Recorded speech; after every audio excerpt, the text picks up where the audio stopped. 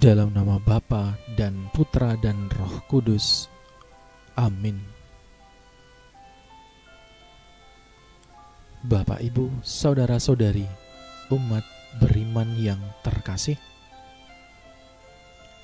salam sejahtera untuk kita semua. Sejenak kita syukuri segala hal yang boleh kita terima dan lalui di hari kemarin, serta memohon berkat dan rahmat Tuhan untuk hari ini,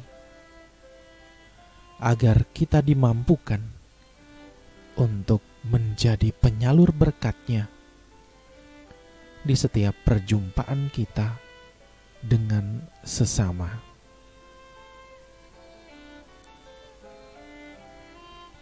Saudara-saudari yang terkasih,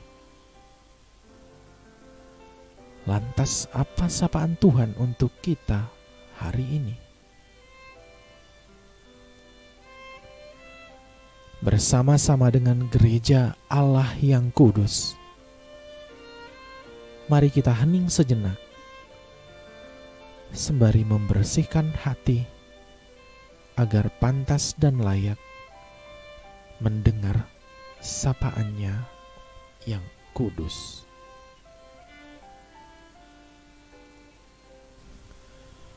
Haleluya, haleluya.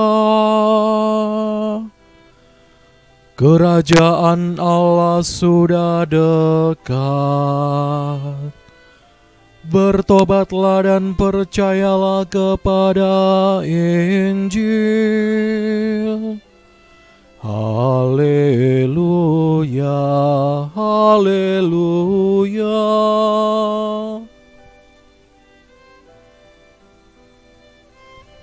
Semoga Tuhan beserta kita sekarang dan selama-lamanya.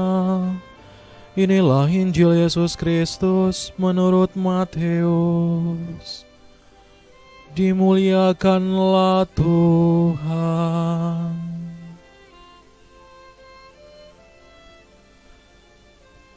Pada suatu hari, Yesus memanggil ke-12 murid-Nya dan memberi mereka kuasa untuk mengusir roh-roh jahat dan melenyapkan segala penyakit serta segala kelemahan. Inilah nama ke-12 rasul itu. Pertama, Simon yang disebut Petrus dan Andreas saudaranya, Yakobus anak Zebedeus dan Yohanes saudaranya, Filipus dan Bartolomeus, Thomas dan Mateus, pemungut cukai, Yakobus anak Alfeus dan Tadeus, Simon orang Selot, dan Yudas Iskariot yang mengkhianati Yesus.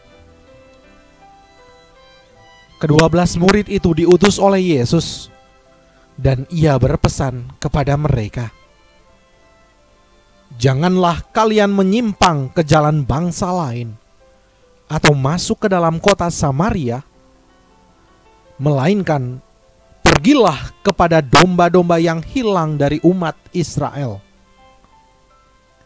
Pergilah dan wartakanlah, kerajaan surga sudah dekat."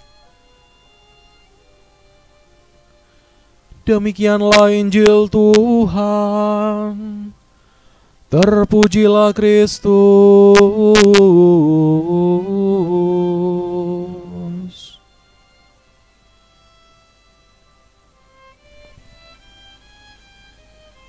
Teladan dan kuasa dalam pelayanan. Bapak, Ibu, saudara-saudari umat beriman yang dikasihi Tuhan, kemarin kita telah belajar bahwa kita harus tunduk kepada Yesus sebagai Tuhan.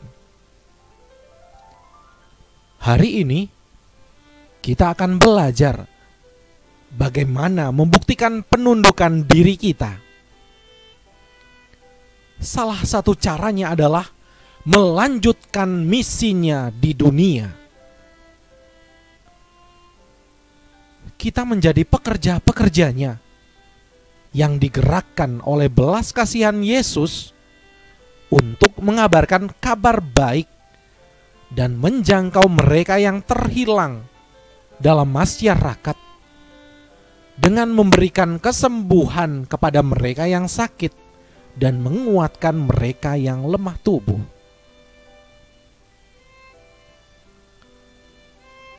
Namun seringkali kita terlalu menitik beratkan kepada pelayanan pemberitaan Injil, sehingga mengesampingkan pelayanan-pelayanan yang dapat memenuhi kebutuhan fisik dan sosial orang lain, karena kita menganggap bahwa masalah rohani lebih penting daripada masalah jasmani. Padahal Yesus dengan belas kasihannya berusaha untuk menyembuhkan pribadi manusia secara utuh. Karena itu, kita memang harus memberikan renungan dan mengajar. Namun kita pun harus meneladani pola pelayanan Yesus dan menyatakan kasih Allah seperti yang Yesus lakukan, dengan menyediakan makanan bagi yang lapar, merawat yang sakit, dan membela yang ditindas. Selain model pelayanan Yesus, kita pun dapat meneladani rasul-rasul yang diutus oleh Yesus. Kuasa Yesus yang diberikan kepada murid-muridnya memampukan mereka untuk melakukan pelayanan secara efektif dan berdampak nyata dalam kehidupan manusia. Mereka dilengkapi dengan kuasa karena merekalah yang telah dipilih dan dilatih oleh Yesus. Merekalah yang senantiasa berada dekat kaki Yesus dan mendapatkan pengajarannya.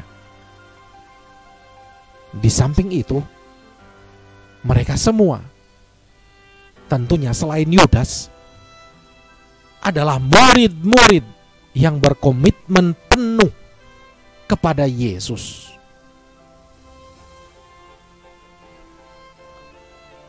Yesus mengutus ke-12 muridnya untuk memberitakan kerajaan surga sudah dekat. Ia memerintahkan mereka untuk menyembuhkan orang sakit, membangkitkan orang mati, mentahirkan orang kusta, dan mengusir setan-setan.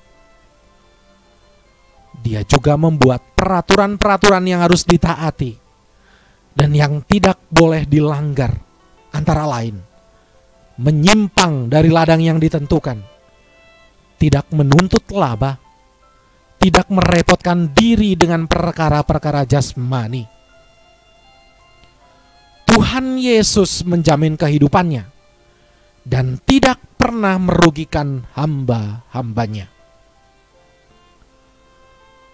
Sedemikian penting kedudukan hamba-hambanya di mata Tuhan, sehingga Dia berjanji bahwa orang-orang yang menerima mereka akan diberkati, tetapi yang menolaknya dihukum berat. Adakah alasan kita untuk tidak setia? Kepedulian Tuhan Yesus pada kehidupan dan kebutuhan hamba-hambanya, penghargaannya pada pelayanan mereka, juga pengertian akan tantangan yang akan dihadapi, menyadarkan betapa berharganya kita hamba-hambanya di mata Tuhan. Kalau demikian halnya, tegakah kita menyakiti hati Yesus dengan memilih ladang dan ribut memperebutkan kedudukan?